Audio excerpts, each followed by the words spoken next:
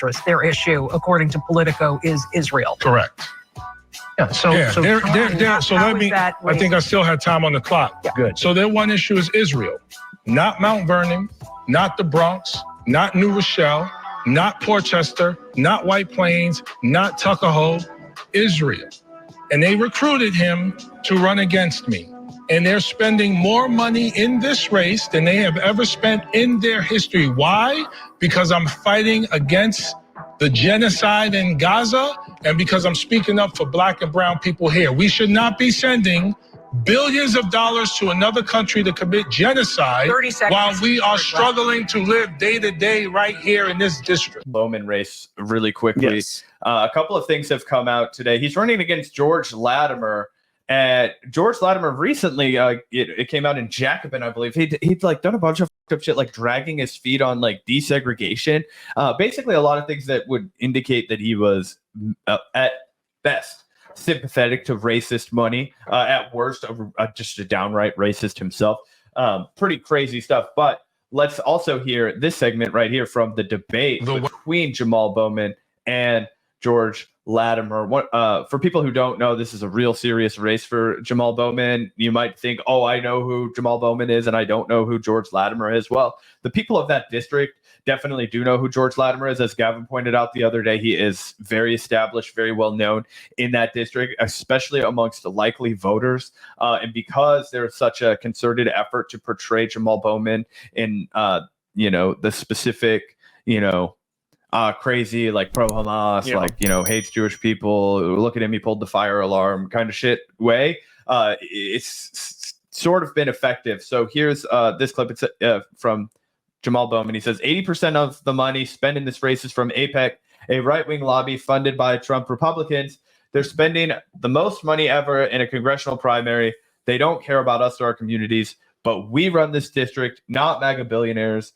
On June 25th, we decide. So obviously we're polling for Jamaal Bowman. Don't agree with him on everything, but just to compare and contrast him to George Latimer, it doesn't even need to happen. He's so obviously leaps and bounds better than this guy that it goes without saying.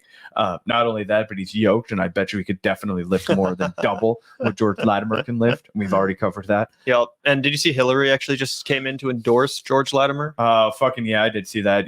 Coming out from the woodwork, rolling her out from the community dump. Here comes Hillary Rodham Clinton. Dun, dun, dun. But do you want to play this clip, Gavin? Yeah, let's take a look at this. I am definitely worried about Jamaal Bowman. We're probably going to go live the night of that primary, assuming that we're both free that evening, because it's a hotly contested race, guys. I'm really unsure which way it's going to go. Some of the polls have looked pretty bad for Bowman, but then there's also been people pointing out that those polls were kind of bullshit, that they weren't, targeting the kind of people that would vote for Jamaal Bowman, maybe. So, it could go either way. Unfortunately, this is a district in New York, very wealthy area, a lot of kind of established people. Old district, right? Yeah, I think it's the same county that Kyle used to live in. Because Mondaire Jones was Kyle's rep for a moment. Yeah, and they just redistricted Bowman's district also to make it even harder for him to win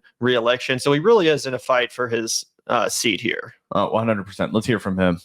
The wealthy, and particularly for my opponent's campaign, billionaire Republicans are buying our democracy.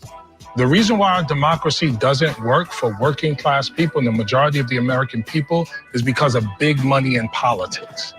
He is running a big money campaign. They're spending more money in this race to get. Is George Latimer blind? No, he has like some weird lazy eye. Oh, okay. Remember that time you roasted the fuck out of it? You were like, put on some fucking shades or yeah, I did probably say that. He sucks, guys. It was hilarious. Don't feel bad. Than they have ever spent in their history, meaning AIPAC. More money than they have ever spent in their history. That sounds like a dog whistle to me. It's a one-issue. AIPAC. AIPAC isn't a dog whistle. It's an acronym. So let's just get that out of the way. Sounds like a dog. Special interest. Their issue, according to Politico, is Israel. Correct.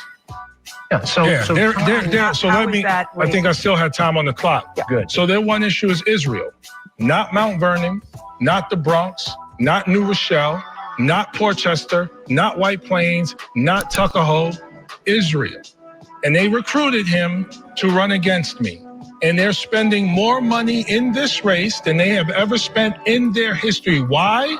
Because I'm fighting against the genocide in Gaza, and because I'm speaking up for black and brown people here. We should not be sending billions of dollars to another country to commit genocide while we are struggling to live day to day right here in this district. Boost. And that's the thing about Jamaal Bowman, man. Like, we need a guy like that in Congress. We need somebody like, yeah, you guys could say that's not groundbreaking. No, but we need somebody in there fucking saying that shit. At least is honest. Yeah.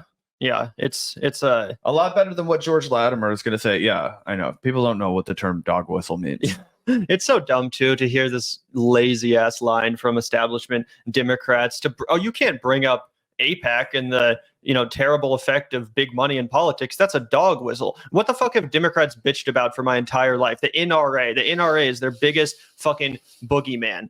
Why? Because they've accurately represented what a corrosive effect that big money has on buying off politicians. The NRA buys off Republican politicians and then makes them do their bidding when it comes to policy making. The AIPAC is the exact same thing.